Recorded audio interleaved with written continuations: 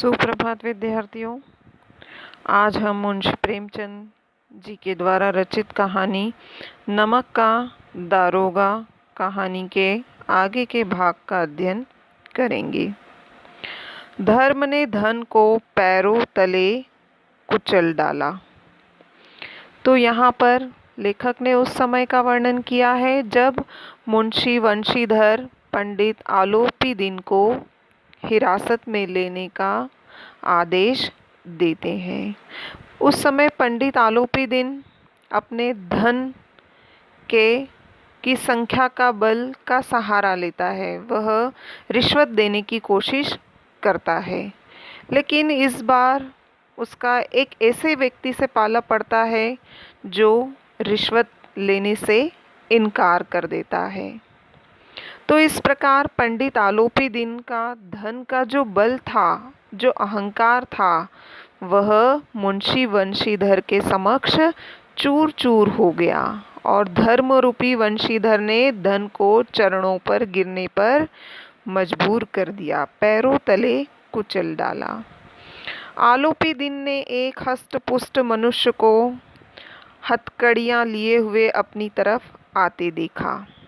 चारों ओर निराश और कातर दृष्टि से देखने लगे। इसके बाद मूर्छित होकर गिर पड़े। मूर्छित होकर कौन गिर पड़ा? पंडित आलोपी दिन। दुनिया सोती थी पर दुनिया की जीभ जागती थी। इससे तात्पर्य है कि जिस समय आलोपी दिन को हिरासत में लिया गया था, उस समय रात का समय था। संसार के सारे लोग सो रहे थे, परंतु जीभ जाग रही थी, अर्थात इस समाचार को कहने के लिए सुबह का बेसब्री से इंतजार कर रही थी। इसलिए प्रातःकाल होते ही यह समाचार विशेष रूप से चर्चा का विषय बना हुआ था। सवेरे देखिए तो बालक वृद्ध सबके मुंह से यही बात सुनाई देती थी। जैसे ही सवेरा हुआ, सब पंडित आलोपी दिन के विषय में बातें कर रहे थे। जिसे देखिए वही पंडित जी के इस व्यवहार पर टीका टिप्पणी कर रहा था। निंदा की बौछारें हो रही थी। एक के बाद एक उनके बारे में बातें की जा रही थी, मानो संसार से अब पापी का पाप कट गया हो। पंडित आलोपी दिन को हिरासत में लेने पर लोग ऐसी बातें कर रहे थे जैसे किसी पापी व्यक्ति का सारा पाप समाप्त हो गया हो।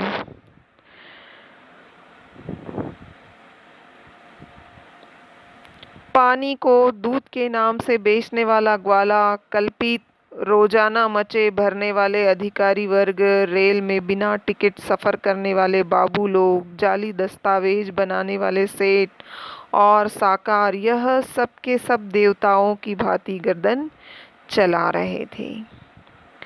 मतलब जितने भी लोग पंडित आलोपी दिन के बारे में बातें कर रहे थे, वे स्वयं भी भ्रष्ट कार्य करने में पीछे नहीं थे, लेकिन आज वे सब देवताओं की तरह अपनी गर्दनें हिला हिला कर बातें कर रहे थे। जब दूसरे दिन पंडित आलोपी दिन अभियुक्त होकर कांस्टेबलों के साथ, हाथों में हथकड़ियां, हृदय में ग्लानि यानी पश्चाताप, शोभ भरे, दुख से भरे हुए, लज्जा से गर्दन झुकाए यानी शर्म से गर्दन झुकाए, अदालत की तरफ चले तो सारे शहर में हलचल मच गई। मेलों में कदाचित आंखें इतनी व्यग्र न होती होगी। भीड़ के मारे छत और दीवार में कोई भेद नहीं रहा। यहाँ पर लेखक ने बताया कि जब पंडित आलोपी दिन सिपाहियों के साथ अपने हाथों में हथकड़ियां बांधे हुए जब अदालत की ओर जा रहे थे, तो शहर में ऐसी हलचल मच गई थी। ऐसी हलचल तो मेलों में भी नहीं होती है। और छत और दीवारें भीड़ से इतनी भर चुकी थी कि छत और दीवारों में कोई अंतर दिखाई नहीं दे रहा था। किंतु अदालत में पहुंचने की देर थी। पंडित आलोपीदीन इस अगाध वन के सिंह थे।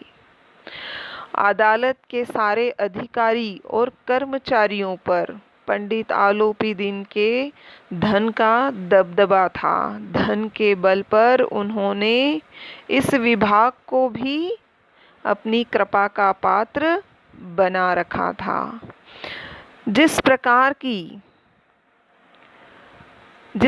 की वन में शेर शक्तिशाली होता है, उसी प्रकार धन के बलबूते पर पंडित आलोपीदीन ने भी अदालत के सभी कर्मचारियों को अपने वश में कर रखा था।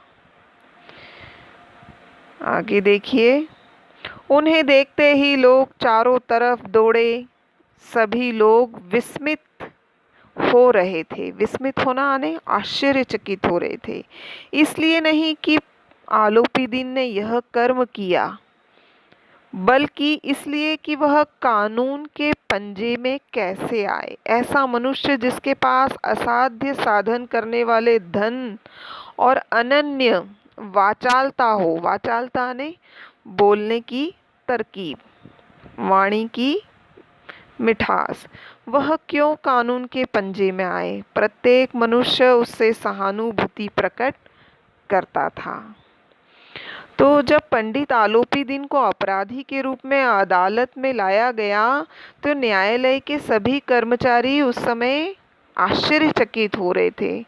वे लोग इस बात को लेकर आश्चर्यचकित हो रहे थे कि आलोपीदीन जैसा व्यक्ति कानून के चक्कर में कैसे फंस गया, जिसके पास में असंभव को भी संभव बना देने वाला धन हो और जो बातें बनाने में कुशल हो।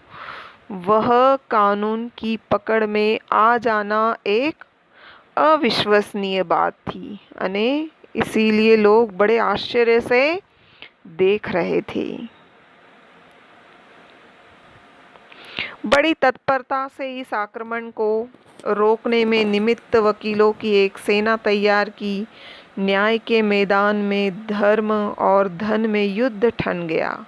वंशीधर चुपचाप खड़े थे। उनके पास सत्य के सिवा न कोई बल था, न स्पष्ट भाषण के अतिरिक्त कोई शस्त्र। गवाह थे, किंतु लोभ से डावाडोल। न्याय के जितने भी कर्मचारी थे, वे सब पंडित आलोपीदीन के पक्ष में थे। मुंशी वंशीधर के पास सबूत तो था, गवाह तो थे, लेकिन उनके पास जितने भी गवाह थे, वे भी लालच के मारे डावाडोल हो रहे थे।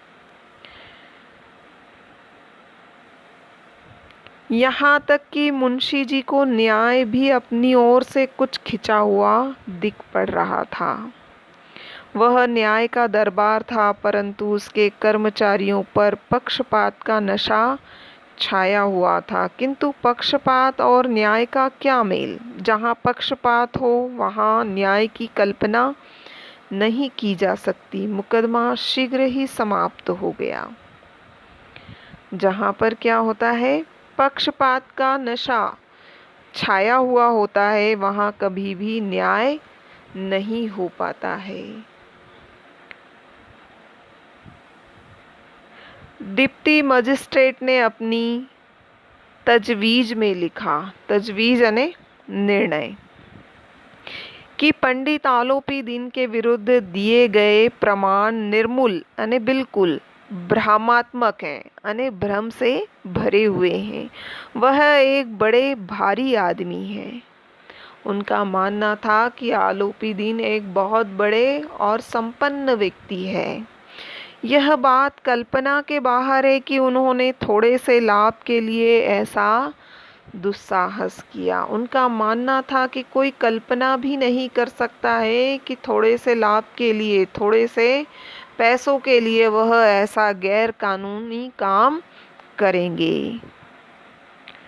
यद्यपि नमक के दरोगा मुंशी वंशीधर का अधिक दोष नहीं है, लेकिन यह बड़े खेद की बात है, खेद यानी दुख की बात है, कि उसकी उद्दंडता और विचारहीनता के कारण एक भले मानुष को कष्ट झेलना पड़ा। तो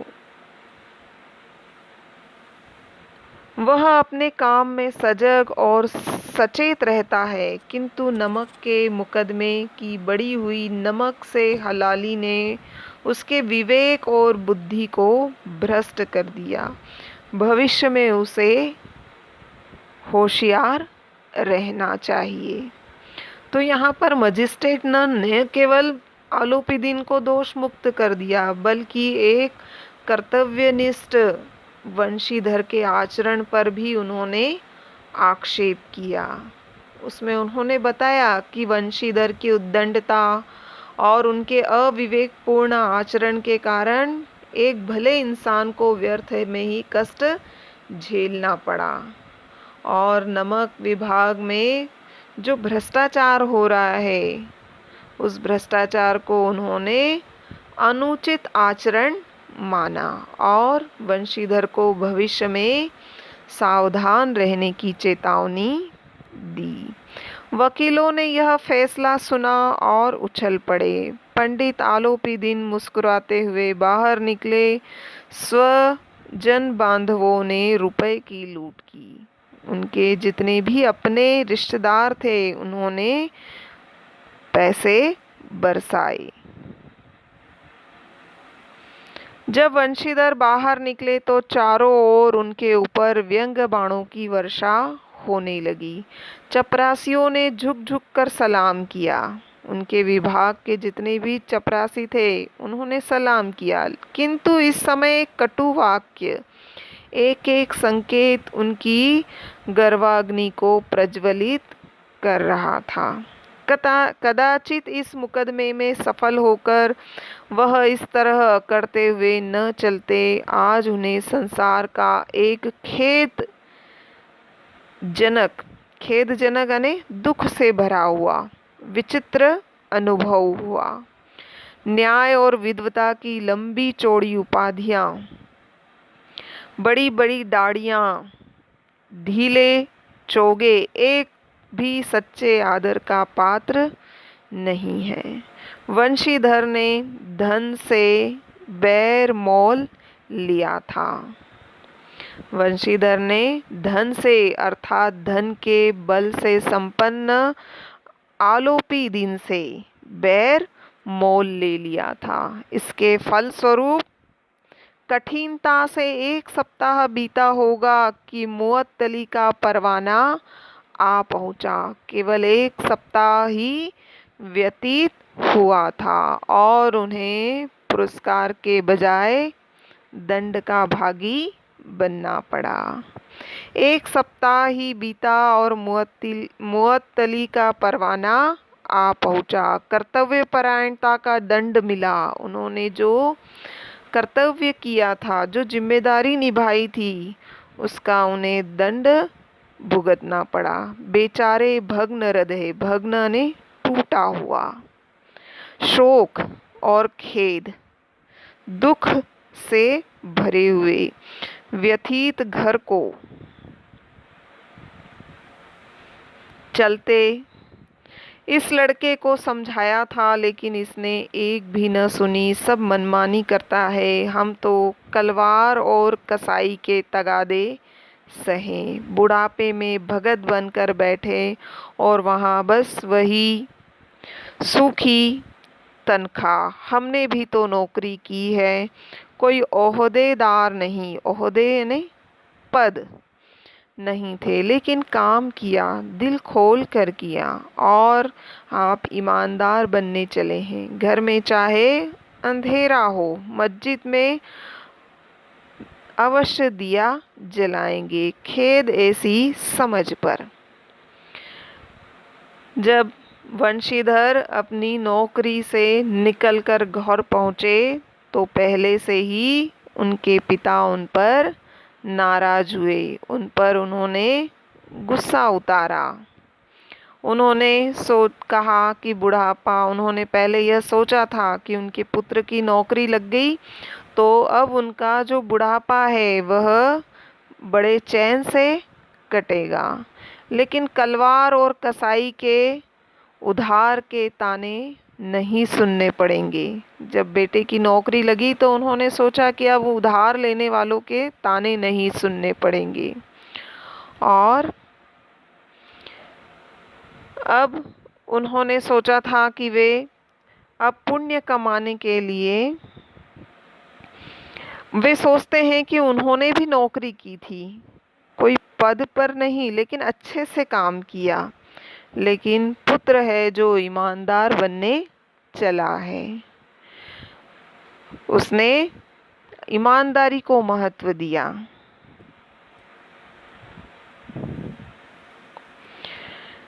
बोले, जी चाहता है तुम्हारा और अपना सिर फोड़ लूं। बहुत देर तक पछता पछता कर हाथ मलते रहे, क्रोध में कुछ कठोर बातें भी कही, और यदि वंशीधर वहां से टल न जाता तो अवश्य ही यह क्रोध विकट रूप धारण करता। वे मन ही मन पश्चाताप व्यक्त करते हैं, और पश्चाताप व्यक्त करते करते उन्हें क्रोध आने लगा, और यदि वंशीधर वहां से नहीं जाते तो उनका क्रोध विशाल रूप धारण कर सकता था। वृद्ध माता को भी दुख हुआ। जब माता को वंशीधर की नौकरी के बारे में पता चला तो उन्हें भी बहुत दुख हुआ। जगन्नाथ और रामेश्वर यात्रा की कामनाएं मिट्टी में मिल गई। नौकरी लगने के पश्चात उनकी माता के मन में जगन्नाथ यात्रा की जो इच्छा थी वह मिट्टी में मिल गई, अर्थात समाप्त हो गई। पत्नी ने कई दिनों तक सीधे मुंह बात नहीं की। इस प्रकार एक सप्ताह बीत गया। संध्या का समय था। बूढ़े मुंशी जी बैठे बैठे राम नाम की माला जप रहे थे। इसी समय उनके द्वार पर सजा हुआ रथ आकर रुका। हरे और गुलाबी पर्दे, उस रथ में हरे और गुलाबी रंग के पर्दे लगे हुए थे। पछहिए बैलों की जोड़ी, उनकी गर्दन में नीले धागे सींग पीतल से जड़े हुए, यानी बैलों की जोड़ी थी, और उन बैलों की गर्दन में नीले रंग का धागा था और पीतल के सींग जड़े हुए थे। कई नौकर लाठियां कंधों पर रखे साथ में थे, और वह गाड़ी जैसे ही रुकी तो उस गाड़ी के साथ कई नौकर थे जो अपने हाथों में लकड़ी की लाठियां रखे हुए थे।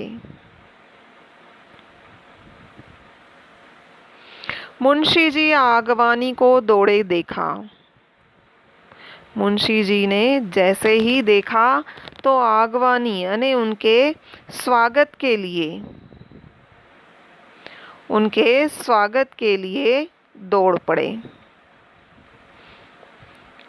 देखा तो पंडित आलोपी दिन है, झुककर दंडवत किया। झुककर उन्होंने प्रणाम किया। लल्लो चप्पो की बातें करने लगे और प्रसन्नता की बातें करने लगे। हमारा भाग्य उदय हुआ जो आप के चरण इस द्वार पर आए। आप हमारे पूज्य देवता है। आपको कौन सा मुंह दिखाएं, मुंह में तो कालिख लगी हुई है, किंतु क्या करें, लड़का भागा कपूत है, नहीं तो आपसे क्या मुंह छिपाता। ठीक है, बहुत बहुत धन्यवाद।